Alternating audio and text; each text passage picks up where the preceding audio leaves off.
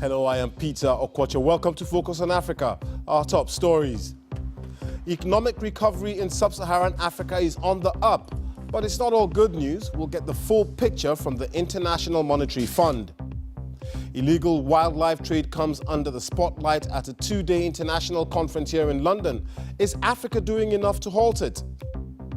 Today is the International Day of the Girl Child. We'll meet one woman who's spreading a positive message about living with HIV. Also on the program, South Africa's lost city. Painting a 200-year-old picture, an ancient settlement is recreated with cutting-edge technology. Radar sends out pulses of radio waves, and the radio wave hits an object and comes back. And in sports, a 4-year ban for Kenya's Samuel Kalalei for testing positive for a banned substance.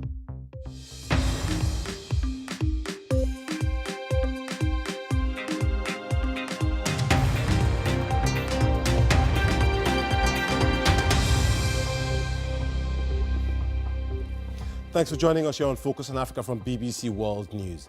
We begin today with some good news and some bad news about Sub-Saharan Africa's economic forecast. First, the good news. According to the International Monetary Fund, it said in its latest economic outlook released today, economic growth in Sub-Saharan Africa is predicted to increase from 2.7% in 2017 to 3.1% in 2018 as oil exporters like Nigeria and Angola continue to recover from the sharp decline in oil prices. Sub-Saharan Africa work is underway across the region to reduce government deficits, but the IMF says more attention should be placed on creating revenue instead of relying heavily on government cuts. But, and this is the bad news, debt is at a critical level, and 6 countries have been flagged as being too close to defaulting on their debts. These are Chad, the Republic of Congo, Eritrea, Mozambique, South Sudan, and Zimbabwe. And then there's the escalating trade war between the US and China. Tensions between the two could result in a 1.5% loss in GDP in Sub-Saharan Africa.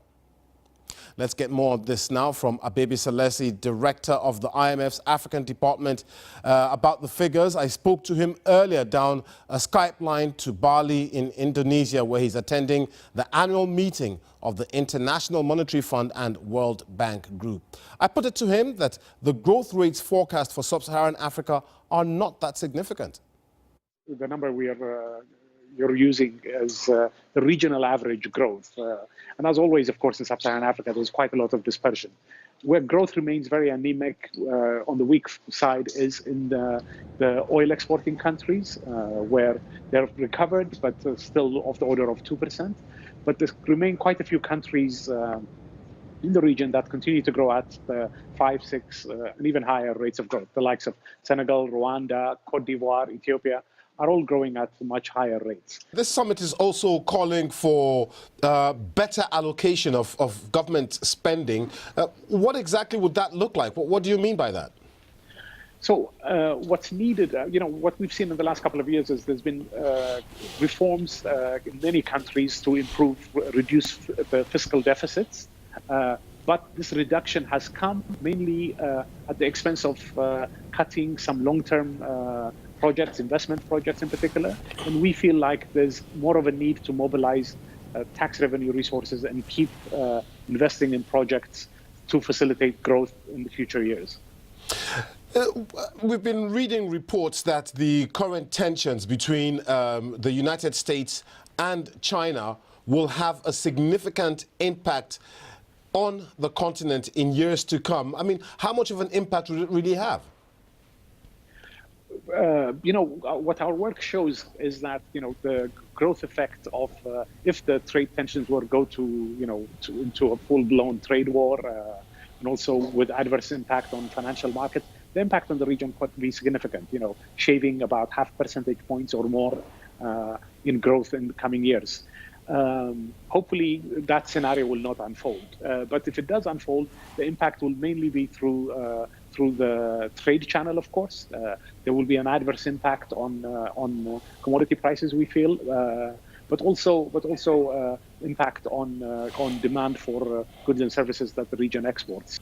I just want to narrow in on Zimbabwe a little bit, because the reports we're getting from there in recent weeks don't sound very good. You know, the weakened currency, the fact that shop owners can no longer restock their shelves because people are asking for payment in hard currency. Is the IMF worried about this, and are you keeping an eye on Zimbabwe? We are in active dialogue with the Zimbabwean authorities. I've met with the Minister of Finance in recent days. Yes, we are keeping an eye and being as supportive as we can. The Minister himself has identified areas of reform that include, reprioritizing public spending. So we're having discussions on those fronts. Speaking there to Abebe Selassie, the head of the IMF's Africa Department. Now, the illegal wildlife trade is an urgent global issue said to be worth $23 billion a year. That makes it the fourth most lucrative transnational crime after drugs, weapons and human trafficking. Well, 26 African countries have sent delegations to London, where they have been meeting at a major international conference to address the problem. We'll be speaking to the president of the African Wildlife Foundation in a moment. But first, the BBC's David Shukman has been following the journey of two baby chimps taken from Nigeria for sale in Nepal.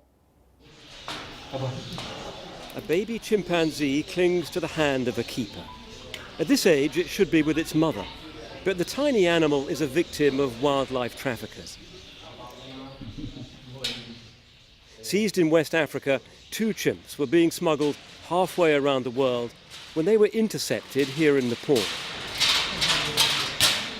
The men accused of smuggling them are awaiting trial. It's terrible what these little animals have been through. Captured in the jungle when they were just a few months old, drugged, crammed into a packing case, driven across Nigeria, flown to Istanbul and then here to Kathmandu. And if they hadn't been rescued here, they'd have been driven on to a buyer in India and an unknown fate. This is the place of the hidden. The smugglers were using a technique that we exposed last year, with a crate specially designed to hide animals that aren't allowed to be traded, like chimpanzees. Here it is the chimp. Here also.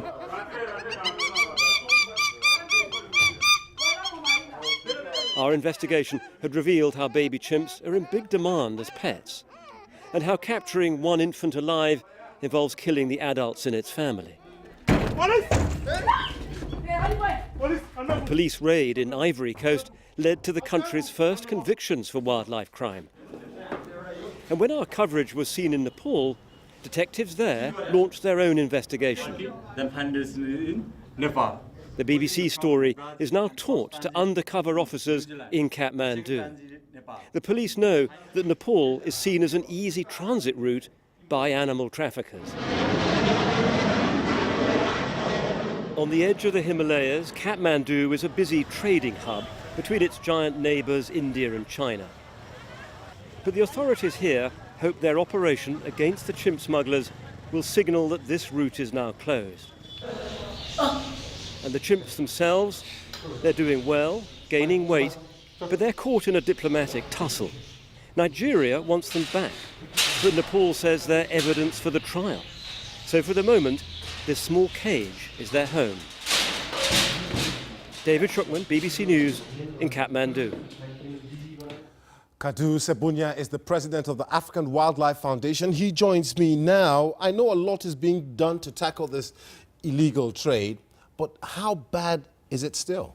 No, it's still very bad. Africa loses about above 35,000 elephants annually.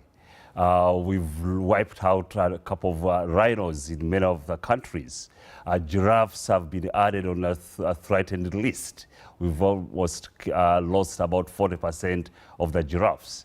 Pangolins have been now the most threatened species, and all that demand is international trade and is outside Africa, sadly.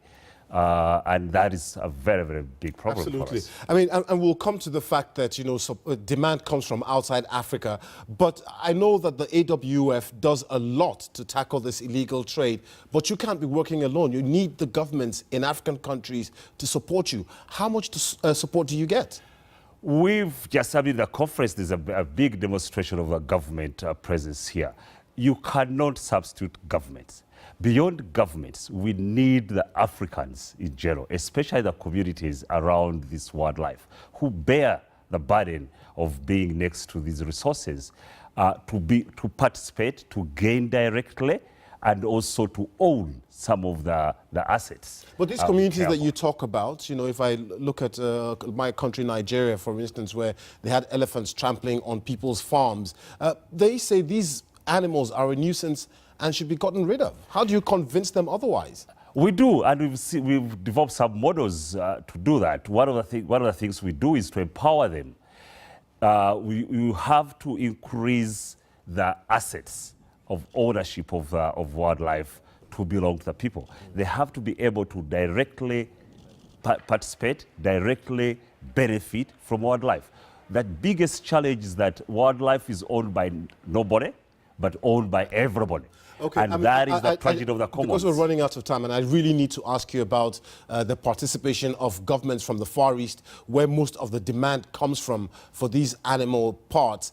How much support do you get from them? You say you get some from African leaders, but what about leaders in the Far East? No, a very good example is the beginning of this year. China banned trade in ivory, and the market went down by almost over 70%. The price is low. So we've seen participation, but it's like a balloon. China banned, we see the market increasing in Vietnam. That's why this conference is very important for us. This is a global phenomenon. But for Africa, this is a solution that's going to be solved by Africans. Mr. Kadu Sebonyi, I'm afraid we've run out of time, but I'm sure we'll have you back on the program to talk about this thing and this illegal trade and your fight against it. Thank you very much. Let's take a quick look now at other stories making the headlines across Africa and the rest of the world.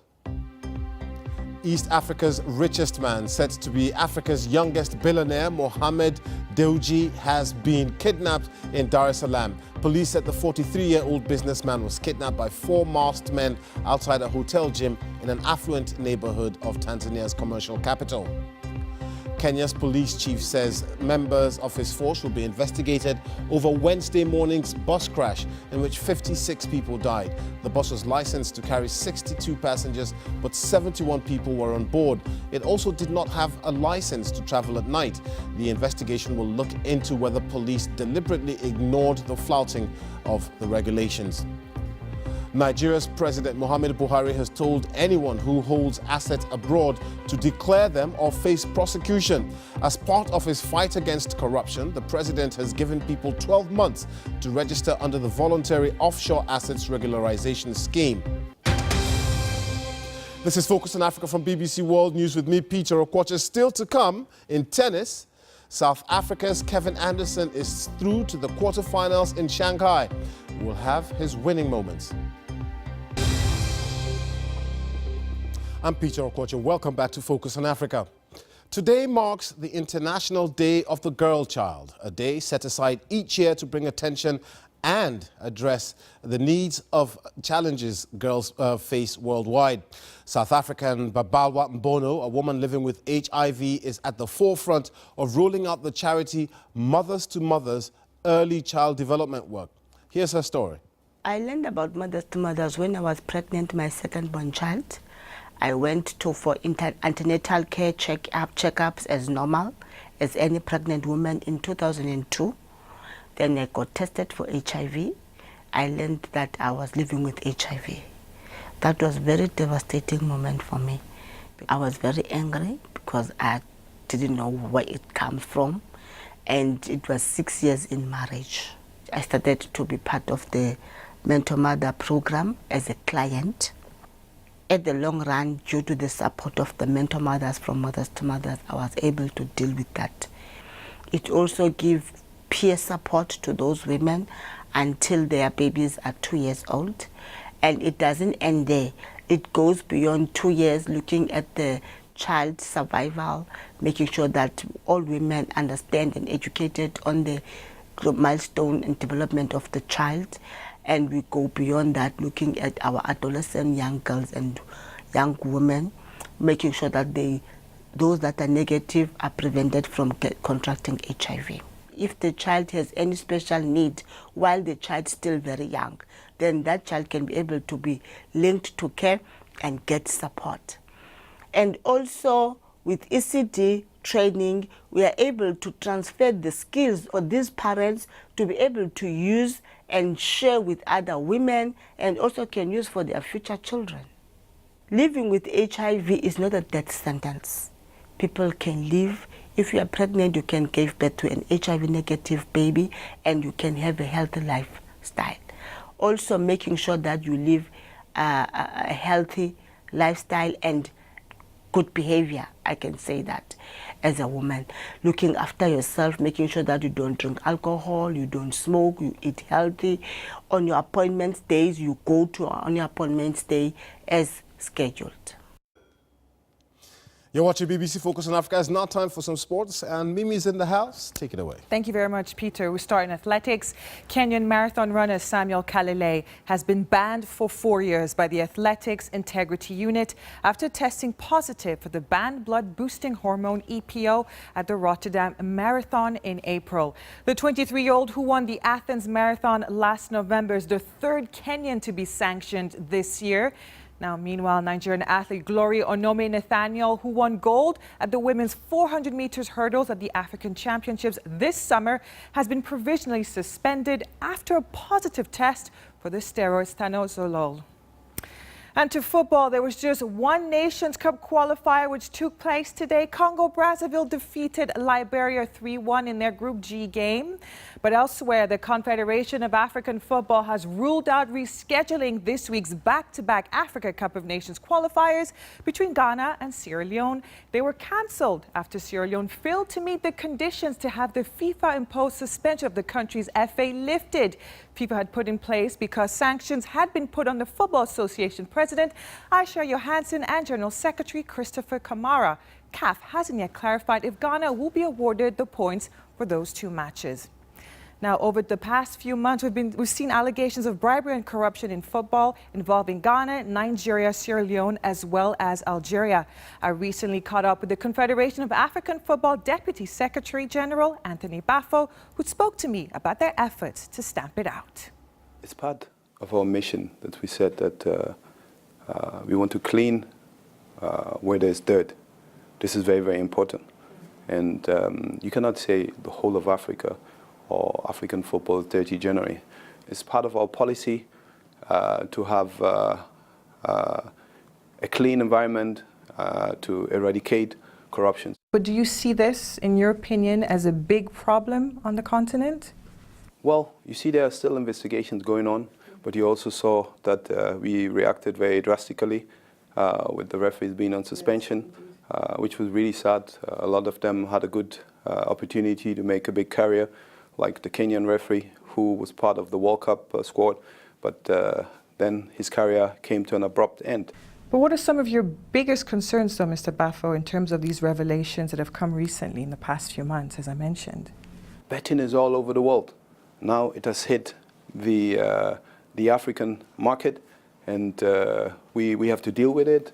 And you see, we also creating integrity departments, safety and security department, to have appropriate departments to address those issues. Okay, in terms of cleaning up the system that you've spoken about, how is CAF, and you as well in your role, what are you doing to develop football on the continent? There are a lot of innovations. You know, we created a match command center within CAF where you can watch a lot of matches simultaneously. We have created a new women's football department. Youth and grassroots development is coming also on board. And for me, one of the fundamental things to move ahead in football is grassroots and youth development. I'm going to move to your country, Ghana. A normalization committee has been put in place. What do you make so far of the big task ahead for them? I feel sad for my country, to be honest. You know, I'm a Pan-Africanist, Ghanaian, who loves Africa, loves his country, loves his colors, and it's sad.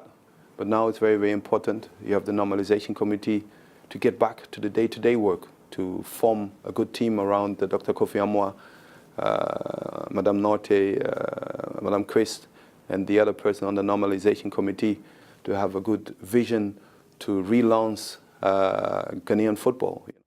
To tennis, South Africa's Kevin Anderson is through to the quarterfinals of the Shanghai Masters after beating Greece's Stefanos Tsitsipas 6-4, 7-6.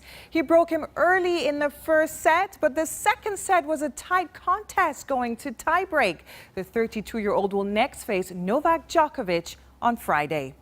And finally, if you think this is just any old shoe endorsement involving this man behind me, think again.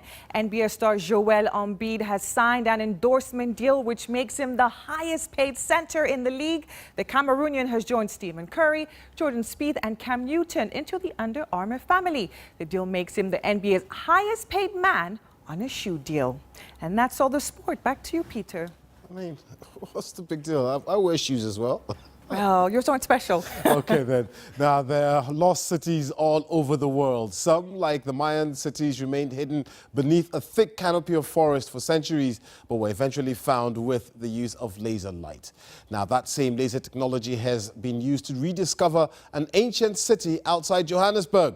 The BBC's Nomsama Seko went in search of the lost city. Here's what she found.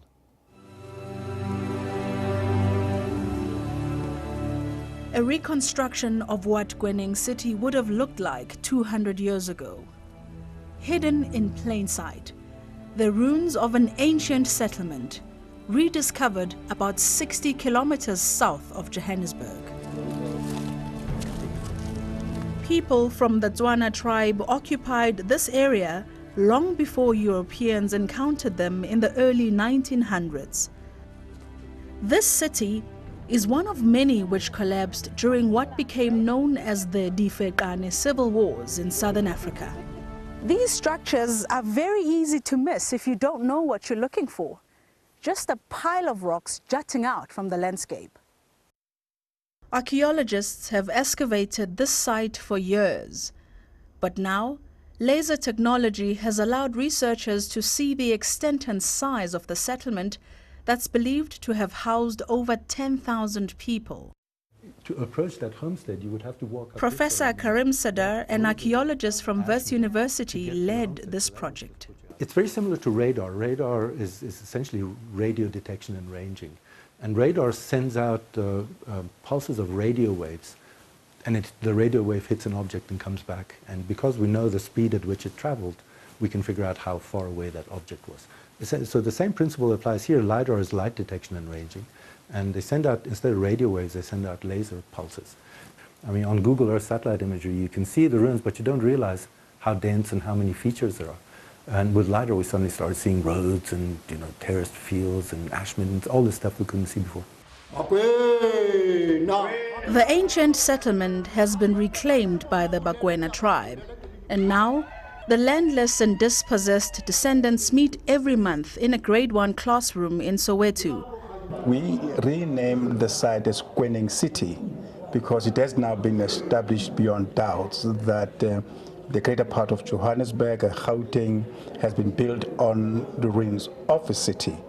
Researchers say it could take another 2 decades to uncover all the secrets hidden beneath the long grass. Nomsama Seko, BBC News, Johannesburg. How great is that? Uncovering a lost city. Don't forget, you can get in touch with me and some of the team on Twitter. I'm at Okwoche. But for now, that's all from Focus on Africa. From me, Peter Okwoche, and the rest of the team, thanks for watching. Goodbye.